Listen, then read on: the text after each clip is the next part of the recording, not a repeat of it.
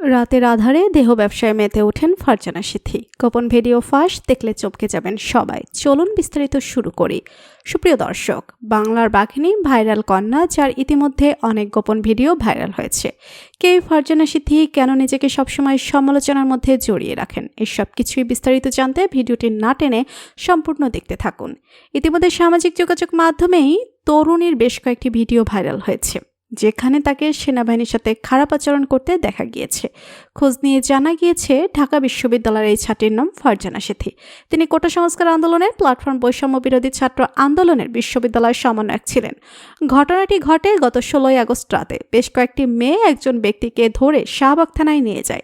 তাদের অভিযোগ, সে ব্যক্তিটি একজন ধর্ষক। বিষয়টি স্বীকার করে স্টেটমেন্টও দেন তিনি, কিন্তু থানা পুলিশের উপর ভরসা রাখতে পারছিল না সে মেয়েরা।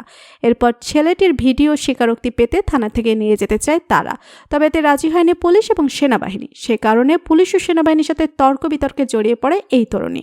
সেনা সদস্যরা এই বিষয়টি সামলানোর চেষ্টা করলেও পরিস্থিতি আরও খারাপ হয়ে যায় যখন শিক্ষার্থীরা সেনাবাহিনীর উপর চড়াও হয়, যেখানে দেখা গিয়েছে ফারজানা সিথি উত্তপ্ত অকথ্য ভাষায় কথা বলছে এক সেনা কর্মকর্তার সাথে। তবে সে সেনা কর্মকর্তাও ফারজানার সাথে কোনো তর্কে না জড়িয়ে পরিস্থিতি সামলানোর চেষ্টা করে।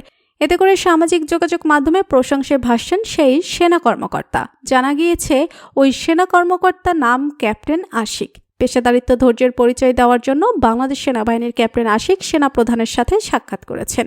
এই সময় প্রতিকূল পরিস্থিতিতে পেশাদারিত্ব বজায় রাখার জন্য ক্যাপ্টেন আশিককে সাধুবাদ জানিয়েছেন সেনাপ্রধান ওয়াকরুজ্জামান।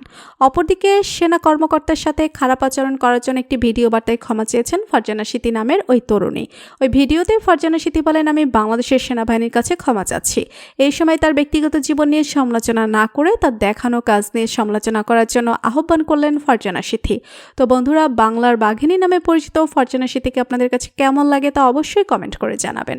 আর ভিডিওটি ভালো লাগলে একটি লাইক দিয়ে আমাদের চ্যানেলটি সাবস্ক্রাইব করে পাশে থাকুন। ধন্যবাদ সবাইকে।